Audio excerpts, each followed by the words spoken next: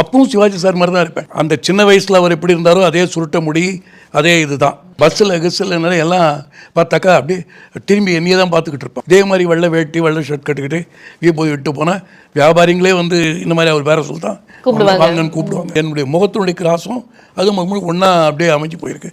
எல்லாரும் சொல்கிறாங்க அவர் மாதிரியே இருக்குங்க. அதே தானே ஒரு மனசுக்குள்ள சந்தோஷம் வெளியில் காமிச்சிக்கிறதுல அது வந்து தற்பெருமை ஆயிடும் இல்லையா? அப்படி ஒன்றும் அவருடைய தான் நான் எட்ட முடியாது. அது இமயமலை, நான் சாதாரண மடு. இதெல்லாம் வந்து என்னமோ ஆண்டவன் போட்ட பிச்சை எனக்கு. நான் அப்படிதான் நினைக்கிறேன். ஓகே. அண்ட் இப்படி வந்து நீங்க பேச பேச எனக்கு இல்லையா அவருடைய டைலாக்ஸ் எல்லாம் கேட்கணுன்ற ஆசை வருது. விதைச்ச உடனே பழம் சாப்பிடணும்னு ஆசைப்பட முடியுமோ? இன்னைக்கு நான் விதைக்கிறேன், நாளைக்கு நீ பழம் சாப்பிடுவ, அதுக்கப்புறம் உன் மகன் சாப்பிடுவான், அதுக்கப்புறம் அவன் மகன் சாப்பிடுவான். இதெல்லாம் பார்க்கறதுக்கு நான் இருக்க மாட்டேன்ப்பா. நீங்க பேசுறப்ப கூட அந்த அவருடைய சாயல் வருது, அந்த பேசுற குரல்ல, அந்த மாடுலேஷன்ல கூட அவருடைய குரலை கேட்க முடியுது. நீங்க என்ன சொல்றீங்களோ அப்படியே தான் எல்லாரும் சொல்றாங்க. நான் அதே மாதிரி தான் பேசுறேன்னு சொல்லி நான் சாதாரணமா அப்படிதான் பேசுறேன். கேட்டு அந்த மாதிரி இல்ல பொதுநலம். எது பொதுநலம்? புற்றுக்கு அருகே நின்று மகுடி குதுவது நாகத்தின் காதுகளை ராகத்தால் குளிர வைக்கவா? காட்டில் குறிப்பறிப்பது யானை ஓய்வெடுப்பதற்கா? வில்லில் கணையை பூட்டுவது கலைமானுக்கு வேடிக்கை காட்டவா? பொய். இது பிறர் சொந்தத்தில் இன்பம் காண வேண்டும் என்ற பேய் வெறி, அதுதான் உனக்கு. பயங்கரமா இருக்கு சார். அதே மாதிரி சரஸ்வதியை சொல்றாரு. கலைவாணி, கருணாகரி, கல்விக்கரசி, சொல்லின் செல்வி, கற்றவர் போற்றும் கலாதேவி, வித்தை படித்தோர் வணங்கும் வேதவல்லி, காவிய நாயகர்கள் போற்றும் கலை உலகின் நாயகியே. Super sir, super. அடுத்தபடியா முதல் மரியாதையில வேற ஒரு டைலாக் பேசி காட்ட முடியுமா? யார் உள்ள ஓட்டல? உள்ள வாங்க.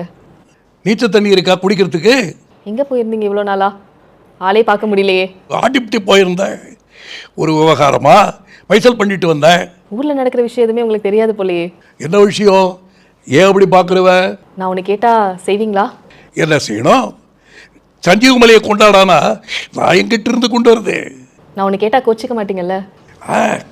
என்ன பிள்ளை கேட்க போறவன்? என்கிட்ட ஒரு 4 பவனம் இருக்கு, அதை கோர்க்கிறதுக்கு ஒரு வெள்ளி கம்பி வேணும். கீருக்கு பிள்ளை கேட்டதுதான் கேட்டேன், தங்க கம்பியா கேட்டிருக்க கூடாதா? வேற டைலாக்ஸ் ஏதாவது சொல்றேன். நான் ஆண்டவங்கிட்ட ஒரே ஒரு வரம் தான் கேட்டுக்கிட்டு ஒரே ஒரு வரம். அது என்ன வரம் தெரியுமா? என்னுடைய நண்பர்கள் எல்லோரும், என்னை சுற்றி இருக்கிறவர்கள் எல்லோரும் நல்லா இருக்கணும், அதை பார்த்து நான் சந்தோஷப்படணும். எனக்கு ரொம்ப பிடிச்ச ஒரு டைலாக் வந்து தேவர் மகன்ல இருக்கும் இல்லையா? அதை சொல்லட்டுமா? சூப்பர், வாங்க சொல்லுங்க. ஆமா, ஒத்துக்கிறேன்.